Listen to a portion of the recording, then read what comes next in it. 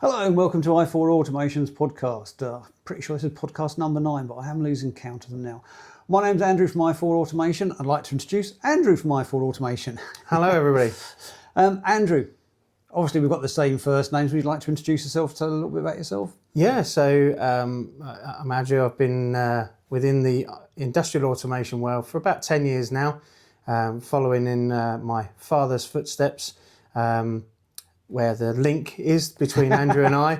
Many years ago, Andrew, long before he started i4 Automation, worked for my father in the industry. So I joined it quite late on in my working career. You saw the light. Yes, yeah. Having worked in the automotive industry for about 17, 18 years, I wanted to move into something different so that I wasn't just doing one career throughout my working life. Industrial automation shares a lot of similarities with the car industry because of how the products work in terms of inputs, outputs and things like that. So there's a lot of similarity in some respects, but also the interesting side of things is just how varied the products can be used in the industry sectors that they're in. I've probably in my time sold into countless numbers of different types of industry, from automotive, aerospace, pharmaceutical, food and bev. So it's been very varied, even in my short time in the industry. It's been very wide. It is one of the nice things about our industry. I think we are dealing with people in very varied industries all the time. You know, you try and fill in a form or tell somebody what industry you work in. All of them. Yes, yeah, very much. And some of which some of them I don't even know myself, but there are weird and wonderful industries. Yeah. So basically, we brought you on board to spread the word, if you like, really let people know about i4 Automation. What are your plans for doing that? Well, first things first, we're a small team here, and my job is to get out and to spread the word, really. Essentially, the business has been doing very well for the last almost 17 years.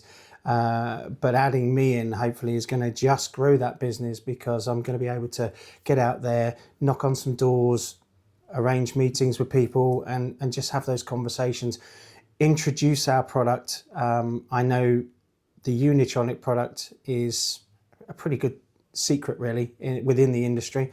Not a lot of people know about us, but that's my goal. My goal is to make sure more people know about us, understand what it is that we have on offer and how we as a business can excel their business. We can help their business grow by providing them with solutions. It's very much a consultative sell. It is. It's not a matter of sort of selling and just walking away from it. We have long-term relationships with our customers. We look at what they're trying to do and try and give them the best solution. Yeah. And that's what we've discussed in quite depth. It's all about, if necessary, walking away from a customer. If we don't think our solution is right for them, we're going to say, no, I'm sorry, we're not going to, that is not right. I don't think you should buy that. I agree. It's understanding the customer's needs and requirements, and then making sure that what we can offer is going to match their needs. If it doesn't, you're right. It's best to say, I'm sorry, but we can't help you. And that's quite a brave statement to say, no, I'm not going to be able to sell you something, because it's just not going to do what you need it to do. Having said that, 9 times out of 10, it is going to be fit for purpose. Yes, because we're well known within our existing customer base for the PLCs and HMIs, whether they're combined, separate, or whatever.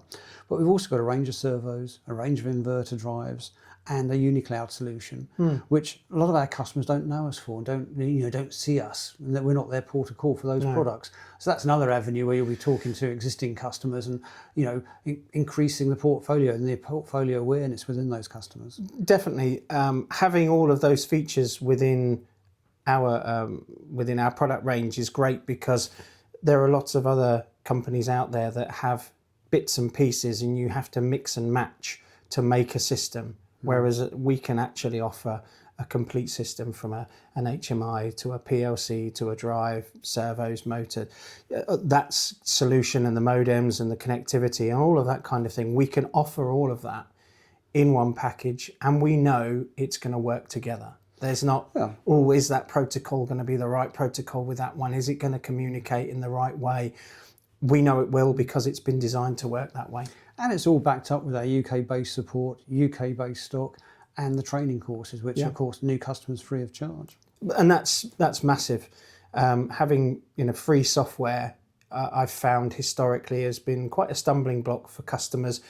They're committed to paying many thousands of pounds in case for hardware, but then they've got to pay equally as much for the software before they can use the hardware. Before they can even use it, yeah. And that does, and then you get the time-based licenses and things like that, where every year you've got to pay another £1,500, £2,000 for a license for something that in some ways you hope you don't ever have to revisit. You hope you've done a good job on producing a machinery, a system that doesn't need any updates. But you've got to have that license. But with us, it's free. And with the team we've got here, the support and everything, as a customer, you've got our backing to help you succeed.